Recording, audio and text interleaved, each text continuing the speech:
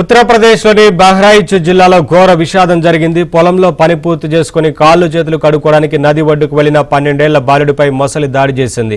అందరూ చూస్తుండగానే ఆ పిల్లాడిని నదిలోకి లాక్కెళ్లి ప్రాణాలు తీసింది. वो देखो ये स्पष्ट दिखा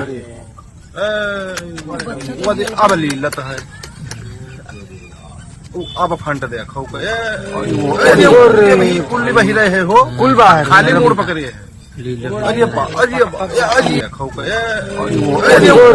कुल्ली बही रहे हो कुल खाली मोड़ पकड़िए.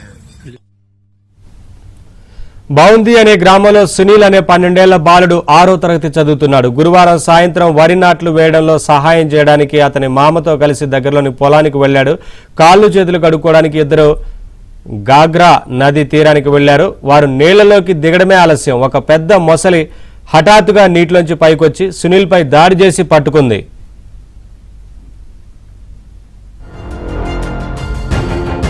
कुल्ली बही रहे हो कुल खाली मोड़ पकड़िए.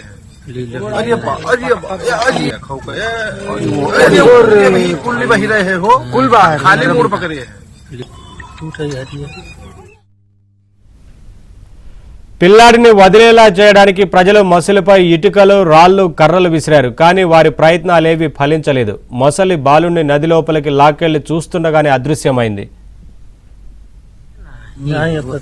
वो देखो ये स्पष्ट दिखा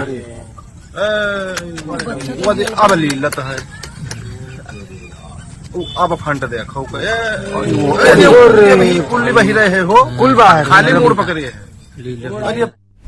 బాలుడు బతికే ఉంటాడనే ఆశతో గ్రామస్తులు పొడవైన వెదురు కర్రలతో నదిలో గాలించడం మొదలుపెట్టారు. దాదాపు 5 గంటల పాటు వెతికిన తర్వాత సునీల్ మృతదేహం లభ్యమైంది. అయితే మొసలి బాలుడి కాలు పొట్టలోని కొంత భాగాన్ని తినేసింది.